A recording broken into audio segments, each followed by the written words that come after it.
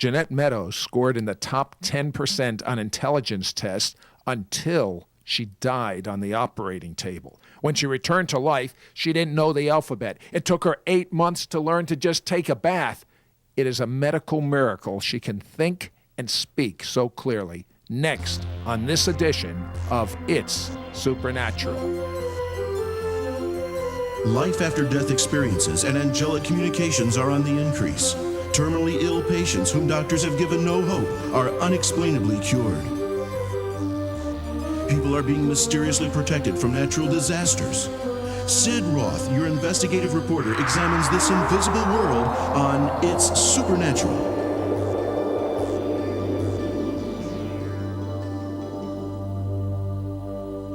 Hello, I'm Sid Roth, your investigative reporter, and I'm speaking with the most amazing circumstances in 1977. You think you have problems.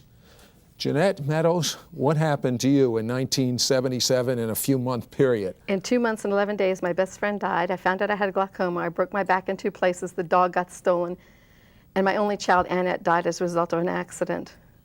How old was Annette? Almost 16. She died 13 days before her 16th birthday. It must have been really hard. Heartbreaking. We were best friends. How did she die? She was struck by a truck. Did she have any premonition that this might happen, that she might die? Yes. She told Debbie up the street that when you talk to the Lord, he talks to you. He told me, I'm ready. I'm going to heaven. And Debbie started to cry. And Annette said, no, it's okay. He told me I'm ready. I'm going to heaven. And you know, the picture I saw of her, actually, it's almost like the glory of God was on her. It was. The picture was taken 1 to 5 days. It was in her camera in her room. So if I had just given the camera away without taking the film out or looking at it, I would have missed one of my greatest blessings, because you can see the glory of the Lord all over her. And she said, Mommy, unless I'm doing something for you, I'm in continual communion with my Heavenly Father. And I thought, well, maybe I shouldn't have her do, the usual thing she's supposed to do. And then I thought, no, not right way to raise child, back to original program. But you began to have some physical health problems. What happened to you? Well, I broke my back on May 27th, 1977. How'd you break your back? I slipped and fell. And I never broke anything before in my life, so I had a hard time believing that I broke it. I mean, I knew it wasn't terrible pain, but, it was just a foreign concept. I mean, how much can someone take? You broke your back, and so what did they do for it? Well, in the beginning, you just had to rest, and they give you pain pills, and then when you got a little bit better, they wanted you to have therapy. And finally, after it didn't heal, they operated 15 months later. And what happened at the operation? Well, first, before the operation, I had a complete psychiatric evaluation to make sure I'd survive. And they gave me a clean bill of health. And the day I went for surgery, I prayed while they were wheeling me down the hall. And I asked God, I said, if it's okay, can I see my daughter and my grandparents? And I said, if it's not, forget I said anything. I just repent now in the name of Jesus. And as soon as they started the procedure, they gave me the first shot. My spirit left my body, and I went through the ceiling of the hospital into the presence of the Lord. What was happening to you medically, though, from a doctor's viewpoint? Well, they have to medicate you really strong because the surgery I had was very bloody. So your blood pressure is really low, like about 40. I mean, it's just really low because they took bone off the back of my right hip. And I've been cut that far from above my waist all the way down to the end of my spine. So, I mean, you don't really need to be in your body, and I knew that. But did you die Yes. on the operating table? Well, and in the recovery room, too, because I was in surgery for 4 hours and in the recovery room for 5.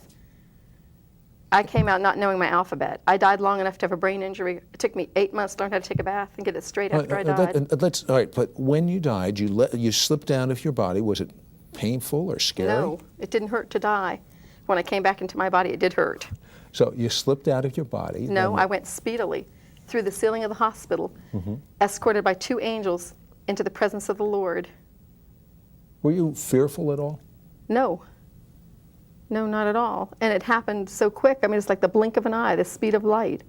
It was that fast. Now, when I came back into my body, I came at a slower speed. But when I went through the ceiling of the hospital, it was just blink. Well, you know, it says in the Bible to be absent from the body is to be present with the Lord. You experienced that. So Yes. what was the first thing you saw or felt when you left your body? Well, the two angels that escorted me in to be with the Lord. And he talked with me. And then I came out here this way, went down this way and over this way. And I was in the garden. And my grandparents and my great-grandmother was there. And they looked young, like their wedding pictures, but my granddad had hair. I mean, he always just had fringe. I understand. And then, I mean, I thought I was going to get to stay. I didn't know I couldn't stay at that time, but one angel came with me, and we went over this way and down this way, and there was a garden by a river, and that's where I saw my daughter. And we went wading in the river, and when you get out of the river and you step on the grass, it pushes down just like your grass at home, but then when you move your foot, it's up again. There's that much life in it. It's everything in heaven's flawless. It's perfect. It is, the colors are magnificent. They're so vibrant. It's so beautiful. And the music is so clear. You can, if you try to sing along with it, it's almost like you can't keep up. It's just awesome. It's just like, it's the place you belong. It's where you were created to be, if that makes any sense. Now, out of curiosity, you saw some of your relatives. Were all your relatives in heaven? No, the Lord told me a lot of my relatives didn't make heaven. How'd that make you feel? Well, I thought, that's really too bad, but what can I do about that? I mean, I didn't realize I was coming back. Oh, you thought you were there. You Yeah, thought you this had is a it. one-way ticket. You bet. Did you want to come back? No, absolutely not. Because it's so peaceful, so beautiful, so glorious. The love of God just permeates everything. I mean, it's like you're created for that. It's so hard to explain. I have felt, like right now, a presence of God on me. But and you felt presence of God on you. How does that compare to heaven? Well, when you feel the presence of God on you, it's not all the time. But when you're in heaven, it's all the time. And it's such a way of life that it seems natural, even though it's supernatural. I mean, I know I'm probably talking in riddles, but the natural thing the supernatural seems natural in heaven. What did the Lord tell you as to why you had to go back? He said he had something different for me to do, and when I was finished, I could come back home again. Just out of curiosity, are you looking forward to coming back home again? Yes, sir. So what is the first thing you remember when you went back into your body? Well, I came through the wall of the hospital at a slower speed, and I remember feeling myself and looking around to see where I was, and everything looked very gray. And I thought, well, I never came through the wall of anything before. And my body was laying over there on a gurney, and I had no pain and no brain injury until I got into my body. And then what did you feel? Excruciating pain. Hold that thought. You're going to find out about what the Lord said as far as when He's going to return. Be right back after this.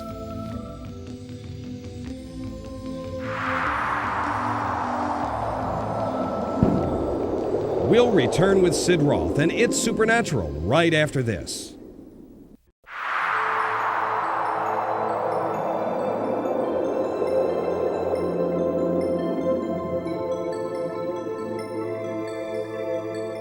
Hello, I'm Sid Roth, your investigative reporter. I'm speaking to Jeanette Meadows, who died on the operating table, instantly left her body, and she was in the presence of Jesus. And she saw her daughter. What was it like to see your daughter?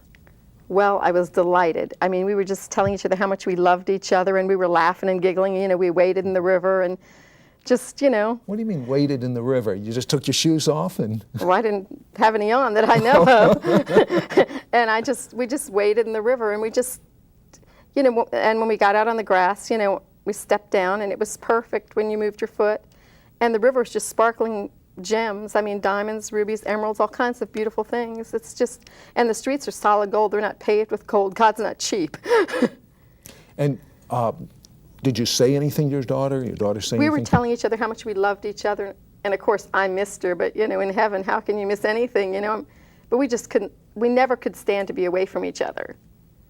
And in fact, the past year before she died, we had practiced spending time away from each other, because I knew one day she was going to go away to school or get married, and it wasn't, you know, we had to have a balance in our life, a healthy balance. Did the Lord tell you anything in heaven? Yes. Well, besides about my ancestor, that a lot of them didn't make heaven, some of the other things he said was that it hurt him when we didn't spend time with him and be intimate with him. And I thought, wow, there's so many people that are Christians or say they're Christians. I wouldn't think that one of us would matter if we didn't spend time. But we forget, because in our natural thinking, we can only spend time with so many people. But we have a God that's omnipotent and omnipresent. And so therefore, he has a greater ability to fellowship with us than we do, maybe to fellowship with a room full of people.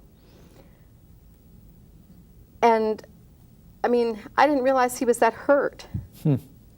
I guess I didn't realize how special we were, or we are, to him, to the Lord.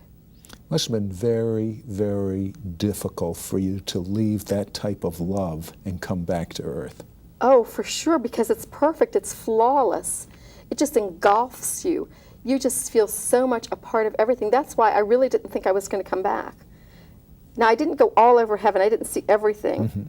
But, I mean, I just felt like such a part of it. I mean, just every atom of your being, it just felt like it should be there. It should stay there. It just is incredibly awesome. It's like that's what you're created for. The fellowship, the worship of the Lord. What a shock it must have been when you found yourself back in your body. What is the first thing you thought or felt when you slipped back into your body? I really couldn't think clearly, because I was thinking clearly before I got back into my body about coming through the wall of the hospital and feeling myself to see if I had substance. But after I got into my body, my head was fogged up. I couldn't think.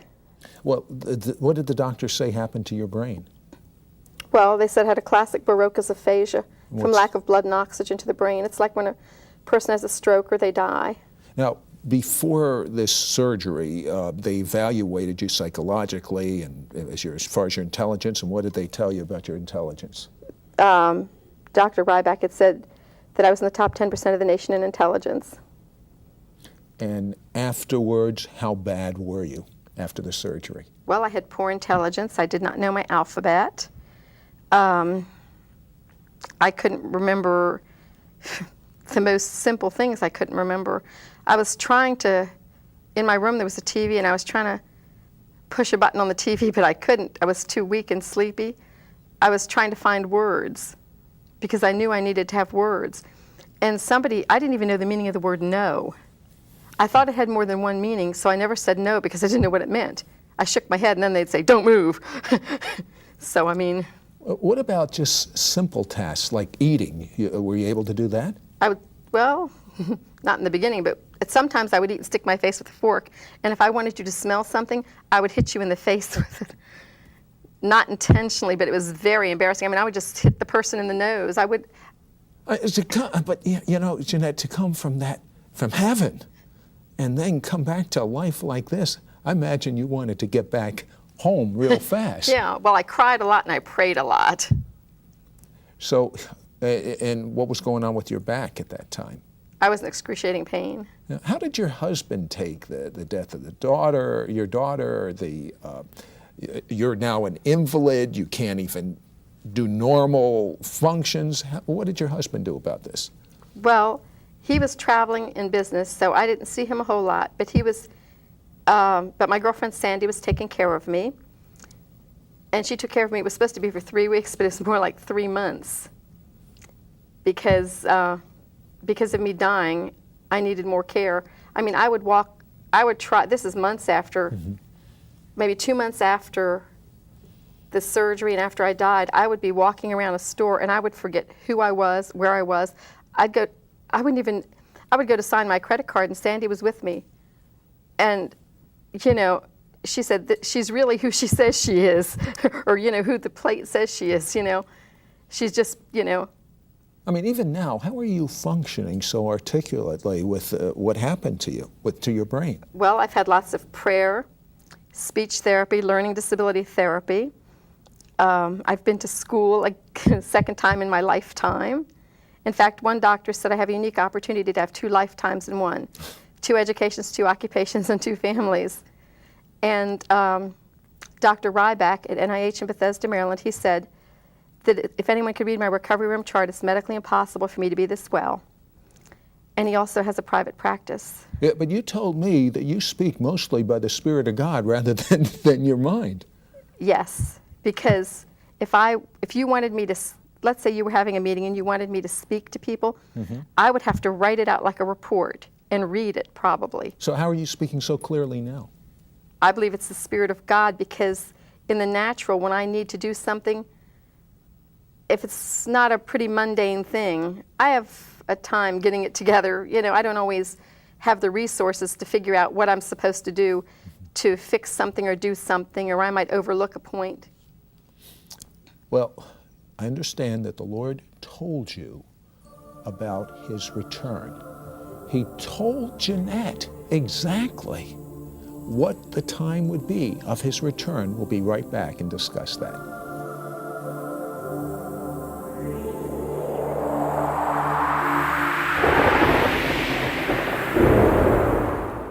Is Yeshua, the Jewish Messiah, coming back soon?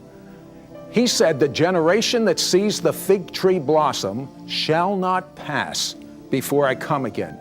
Fig tree is a type of the nation Israel. The generation that sees Israel become a modern-day nation will not pass before Jesus returns again. But there are many other scriptures. For instance, it says, when you see the Jews from the land of the north, the former Soviet Union, return to Israel, that's a sign of the increased ticking of the clock for the last second of history. I can hear the clock ticking.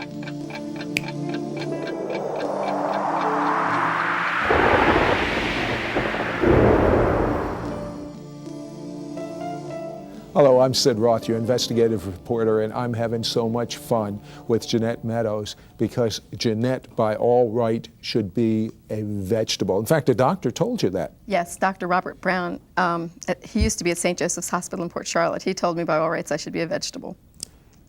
But you're functioning just fine. Oh, Jesus told you about his return. Yes. I almost forgot, and we'd have so many upset people. What did he tell you? He said, I'm coming soon, sooner than you think. Do you really believe that? Yes, because many people that are older than me have, you know, had the Lord tell them that. And so I figure if they're older than me, they're closer to heaven, naturally speaking, than I am. Well, I mean, I can see what God did with your brain. I can see, because you walked in here just fine, what God did with your back. You were supposed to be an invalid the rest of your life. Well, they said it was medically, they were surprised. It was a miracle that I didn't have a severed spinal cord, because every time, they didn't know this till the operation, even though I had all the tests, because every time I reached up to get something or stooped down to pick something up, the L5 vertebrae literally flipped. And what about that glaucoma? Do you see okay? Yes, fine.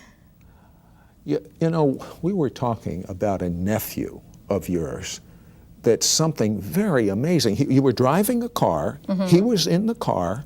Tell me about that experience of your nephew. Okay, he had a vision of hell while we were driving down the road. We were talking and he got real quiet and he sounded like he was crying. And I said, Chris, is something wrong? And he said, Aunt Jeanette, I'll tell you in a minute. And I said, okay. And he said that he saw hell, he felt hell, and he smelled hell. And he saw 2 people there he knew. Ooh. And he said that it smelled like sulfur, that the people he saw that he knew died, and they had the clothes on that they had on when they died, and they were almost burned off. I said, how do you know what they had on?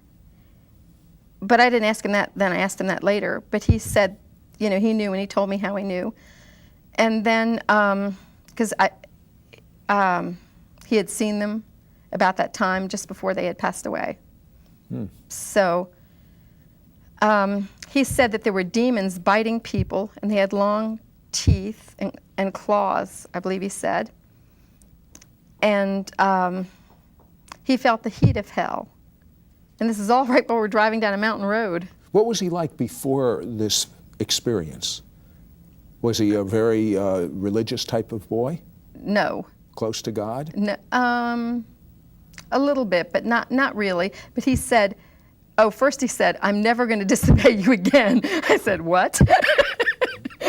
He said, I'm going to do everything you ask me to do. I said, Christopher. Because, it just had such an impact on him. Jeanette, you realize there are people watching us right now that some of them are even laughing, and they're saying, there's no such thing as hell. Well, what would you say to them?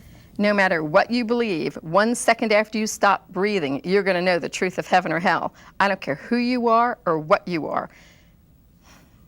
You will no longer be an atheist or whatever you think you are. 1 second after you stop breathing, you will know the truth of heaven and hell. I'm thinking and I'm reflecting right now, and I'm saying to myself,